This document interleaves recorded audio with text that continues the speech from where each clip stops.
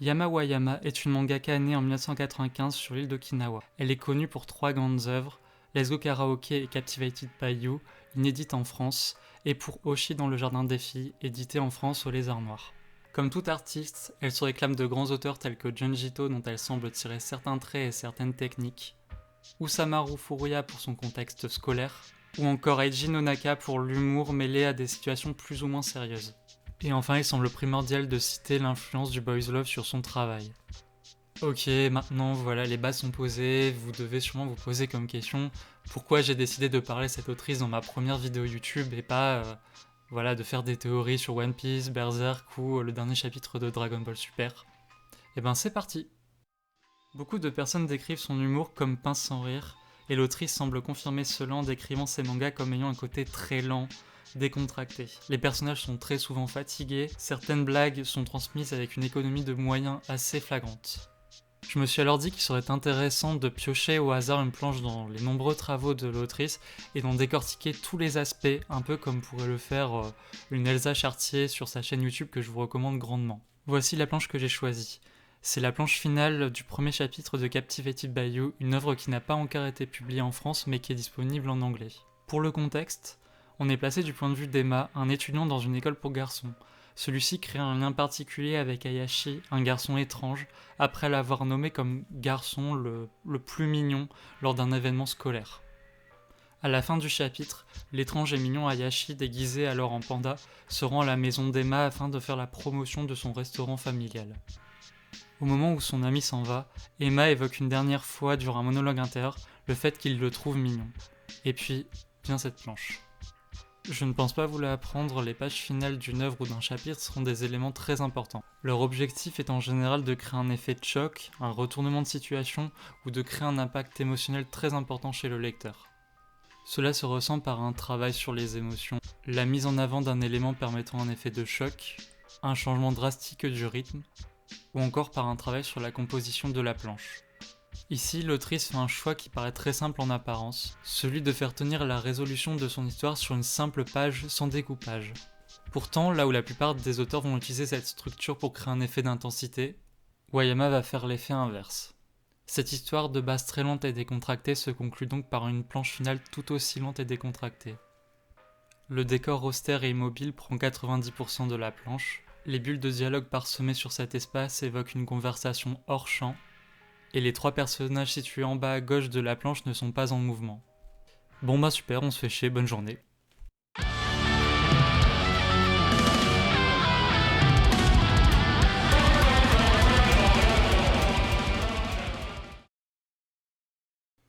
Désolé pour cette blague que vous avez sûrement déjà dû voir 150 fois, mais c'est ma première vidéo donc soyez indulgents s'il vous plaît. Pour revenir à cette planche, je trouve que c'est un vrai petit bijou de rythme, qui représente sur plusieurs aspects l'esthétique développée par l'autrice au fur et à mesure de ses œuvres. Mettons-nous à la place du lecteur et suivons son regard. Celui-ci va d'abord s'attarder sur les bulles de dialogue qui retranscrivent une discussion hors champ entre Hayashi et sa mère. Dans la première bulle, Emma demande à sa mère d'aller au restaurant de son ami. Dans les 2 bulles suivantes, sa mère lui rétorque que la nourriture n'est pas très bonne là-bas. Enfin, le fils avoue à demi-mot qu'il ne veut pas aller au restaurant pour la nourriture mais pour autre chose, le fait de voir son ami. C'est typiquement le genre de tension entre 2 personnages que l'on pourrait retrouver dans du BL. L'œil du lecteur va par la suite se poser sur le policier et donner une impression de sérieux à la planche. Ce côté sérieux va par la suite être cassé par le fait que l'on va voir Hayashi de nouveau déguisé en panda. C'est alors que l'œil se pose une dernière fois sur un policier tenant un coupon du restaurant. Cette planche est donc en apparence assez lente, mais comprend plein de petits jeux de rythme très intéressants. Cette méthodologie du rythme ponctue tout son travail, comme ici avec cette planche d'Oshi dans le Jardin des Filles, disponible en France chez le Lézard Noir. Le cadre et le dialogue sont lents, et la pointe humoristique n'est pas particulièrement mise en avant. Ce travail sur le rythme, on peut aussi le ressentir à l'échelle de tout un chapitre. Pour le contexte, Oshi et son collègue lisent un manga violent dessiné par une de leurs élèves. L'ajout du découpage et l'intensité de ce qui nous est représenté nous pousse à ressentir une sorte d'intensité. Et pourtant, le cadre est une nouvelle fois figé, avec des personnages qui lisent et qui sont immobiles. Le manque de décor et la présence des monologues intérieurs liés à leurs réactions créent un effet de bulle dans le temps. Et pour couronner le tout, Wayama utilise avec brio une figure de style, la répétition. C'est un grand classique pour créer un ressort comique, comme ici avec Artful Company de Mangataro, où la répétition est poussée à l'extrême.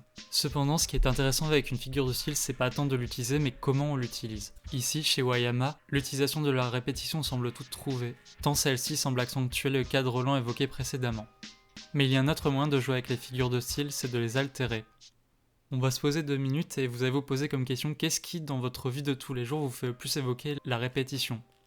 Certains me diront le travail et je pense que vous avez pas tort, mais moi j'ai aussi pensé à la liste de courses. Et je vais vous lire celle que j'ai rédigée hier. Pain, pâtes, sauce tomate, beurre, sel, poivre, huile d'olive. Et maintenant je vais vous lire celle que j'ai fait le mois dernier. Pain, beurre, slip chauffant, cacahuètes, pâtes, sauce tomate, sel et poivre. Je peux mettre ma main à couper que vous avez tiqué sur la deuxième liste. Eh bien Wayama utilise ce même procédé, car dans ses répétitions elle utilise des éléments qui viennent un peu dynamiter l'ensemble, afin de renforcer un effet comique. Cette case, qui va être répétée 4 fois de suite tout au long du chapitre, est composée d'un arrière-plan vide, de personnages intrigués et d'un monologue intérieur. Chacune de ces itérations aura ses éléments, mais aura un petit twist en plus. À la page 85, Oshii et son collègue pensent qu'ils lisent dans un premier temps un shoujo, et Wayama, par pur effet de style, décide d'ajouter des trames que l'on retrouve très souvent dans les shoujo. Le manga lu par les deux collègues est en réalité extrêmement violent, et afin de créer un effet comique, et de montrer l'état de choc des deux professeurs, l'autrice décide de dessiner les trames en haut à droite de la planche, comme si elles s'effaçaient peu à peu. Alors coucou, c'est le moi du futur, je voulais revenir sur cette situation qui pour moi pouvait potentiellement porter à confusion. En fait, je voulais pas dire ça dans le sens que le shoujo ne peut pas créer des effets de choc, des situations violentes, je pense qu'on a plusieurs exemples en tête qui prouvent le contraire. Mais que dans cette situation précise, il y a une dissonance entre ce que les enseignants attendent du manga qu'ils vont lire et ce qui se passe réellement. Bon, sur ce, prenez soin de vous et libérez les shoujo. À la page 87, la case n'a rien de particulier et cherche juste à évoquer ce premier effet de répétition. Poursuivons à la page 89, ici un nouvel élément vient altérer la case. L'onomatopée BOM, qui fait référence à un accident qui s'est produit dans le manga lu dans le manga, vient à la fois casser l'effet de répétition et nous montre à quel point les deux collègues sont impliqués émotionnellement dans cette histoire mal écrite et plutôt mal dessinée.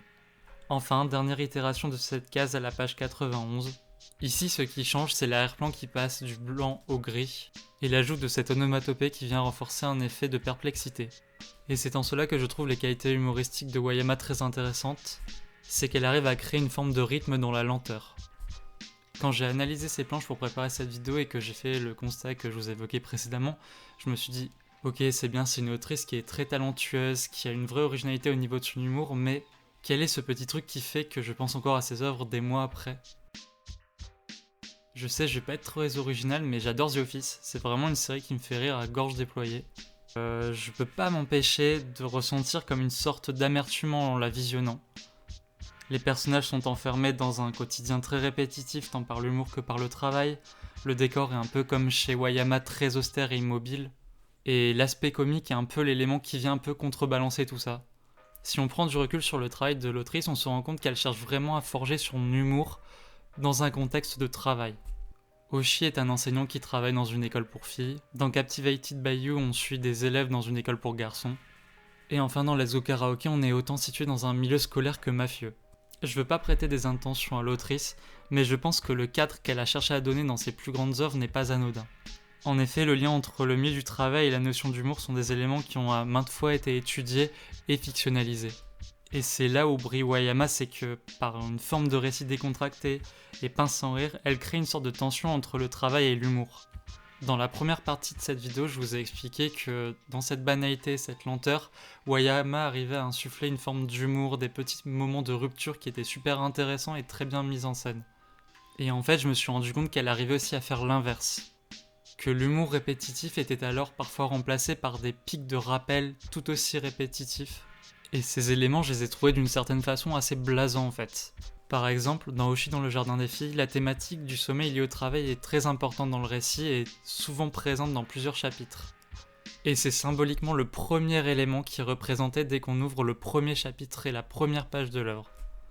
La première page de Captivated by You est très intéressante aussi à ce sujet, puisqu'on peut y voir Hayashi lire un livre qui n'a sûrement aucun rapport avec le cours et qui se le fait confisquer par son professeur.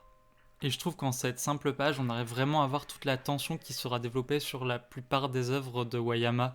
Une tension entre d'un côté le divertissement et de l'autre le travail. Alors ça reste que de l'interprétation de ma part et c'est en soi ce que semble confirmer l'autrice dans une interview qu'elle a donnée en 2021 sur le site Tokion où elle répond à une question sur la surreprésentation du sommeil dans Oshi dans le jardin des filles. Voici sa réponse et pour vous la faire courte, elle explique qu'en soi c'était pas un motif qui était choisi de façon intentionnelle. Mais en soi elle confirme que le cadre du travail qu'elle développe, il est usant, il est aliénant. Je vous avoue que je sais pas trop comment conclure cette vidéo, donc je vous laisse sur cette planche qui pour moi centralise un peu toute l'esthétique développée par Wayama sur ses grandes œuvres. Et puis à la prochaine.